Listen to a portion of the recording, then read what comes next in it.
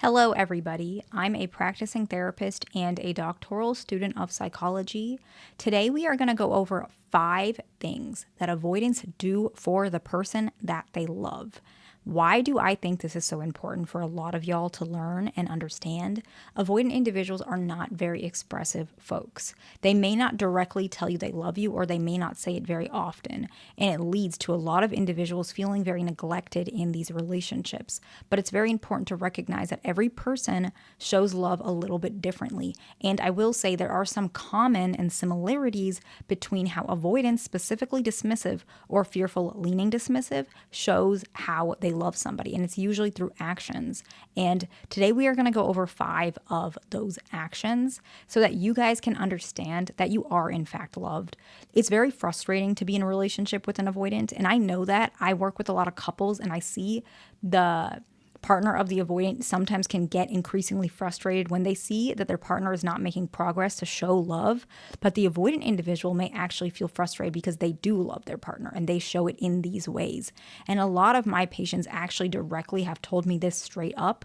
This is what they do. How come their partner doesn't see that they love them? Because this is how they show their depth of their love.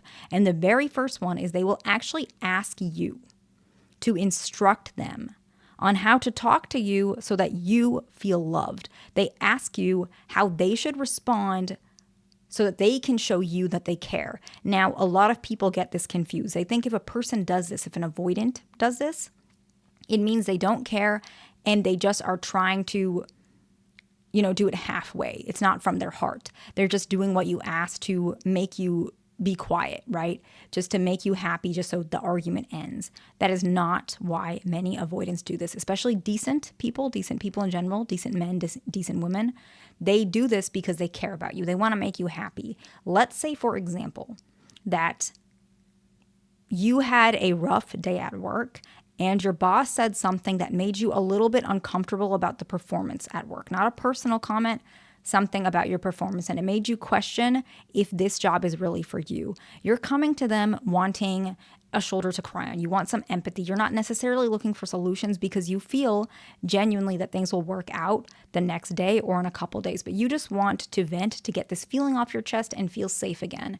You come to your partner, you're expressing that. However, perhaps this is longer in the relationship, and so they know that if they give you solutions, it may not make you feel necessarily taken care of or loved. And so what they have resorted to was they might say, all right, or I hear you.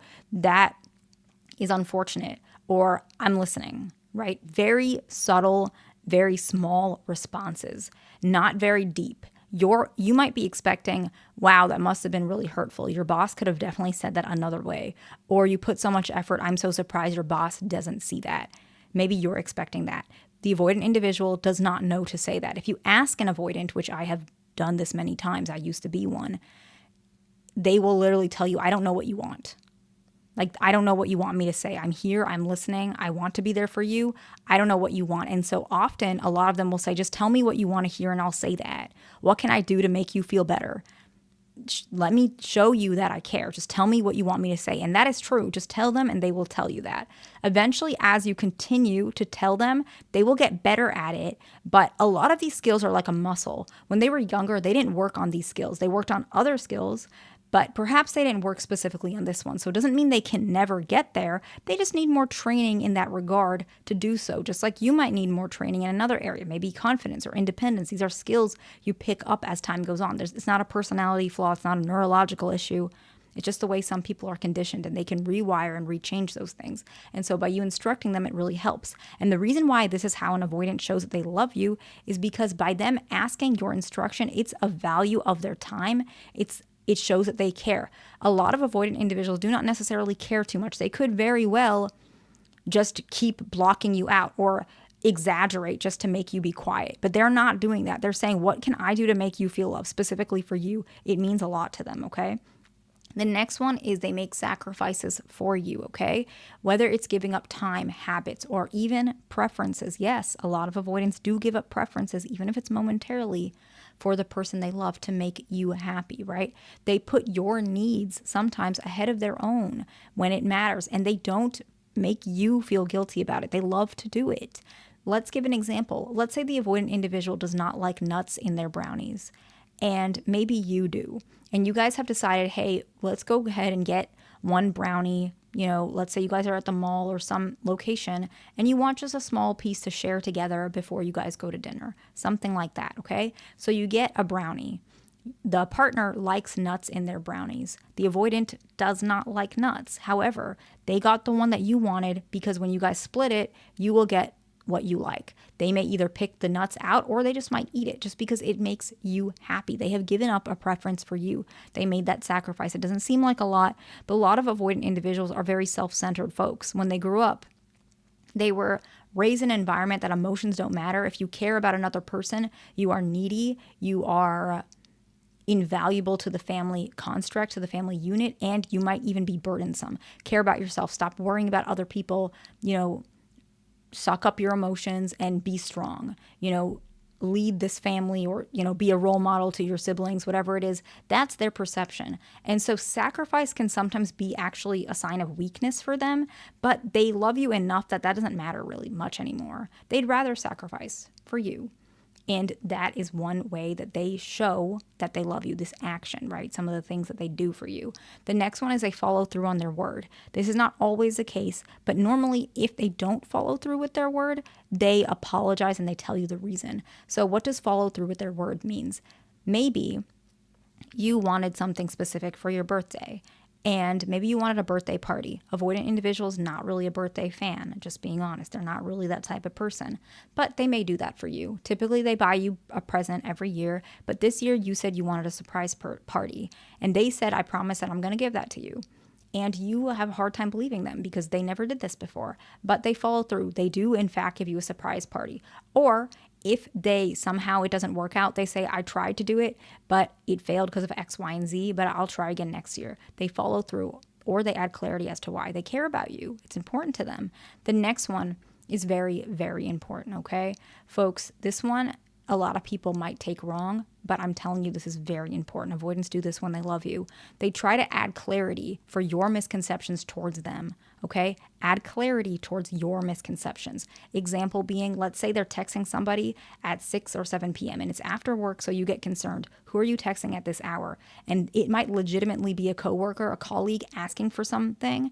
Maybe their colleague is working late and so they needed, hey, what's the login information to this, or how do I get this file? Can you email it to me real quick? And they're texting. Maybe they're on their phone. They're emailing it on their phone. Whatever it is, they are on their phone and you are concerned. You're feeling, are they talking to somebody else? And they get hurt about that. No, they clear that up right away. No, I'm not talking to anybody else. I'm just talking to you. This is just my colleague. And they show it to you. They really want to add clarification. And the reason why avoidants are they have a higher reaction than most individuals when it comes to this is because avoidant individuals, they do know they're not giving you as much as you want, and they wish that they could. They truly do, but they don't have the skill set at this point, and they're building up to it. But they're really afraid to lose you actually by the misconceptions you may have because they already know that, it's against them in the sense they already know that they're a little bit on the short end. They have already some reasons you could walk away. They know that. A lot of avoidants are afraid that they'll lose you if they love you. And so they add clarity very quickly, very clearly, even abruptly. Here, look through all my phone. Look at my phone all the time. Here's my phone password. Not because they're guilty, because they really, really don't want to lose your love, okay? The last one is that they are less triggered about things that used to trigger them. Perhaps before, they would get very triggered when you said, hey, are we going to ever move in together? And their response may have been something along the lines of, I'm not the type who moves in. I'm independent, or I don't want to do that. I don't want to talk about that. Why would I want to move in with anybody? I just want to be by myself. I don't even want a real relationship. Maybe that was their original statement 1 year into the relationship. 4 years into the relationship, they might say something like, yeah, it's on my mind, or I haven't ruled it out. Interesting enough, a lot of people will think that's just their way of pushing that away. That is not true. It's progress. They are genuinely telling you it's on their mind. Very likely, if you hear that in a year or two, depending, or even sooner, they are literally planning on doing that. And so these are 5 of the things that avoidant individuals do when they love a person, okay? I hope this makes sense. Please like, subscribe, and I will see you in the next one.